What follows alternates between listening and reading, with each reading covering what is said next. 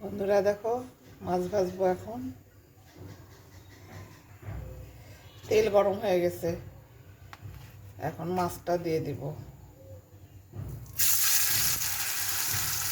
ভাঙনের মাছ, এটাকে আমরা ভাঙনের মাছ বলি। তোমাদের দিকে কে কি মাছ বলে জানে, কমেন্ট করে জানায় দিবে। যেদিন যাচ্ছে সেটা তো চলেই যাচ্ছে।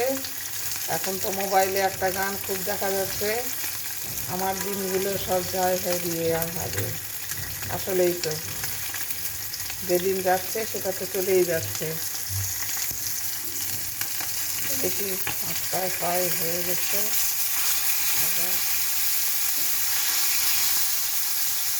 এভাবেই উল্টায় দিতে হবে।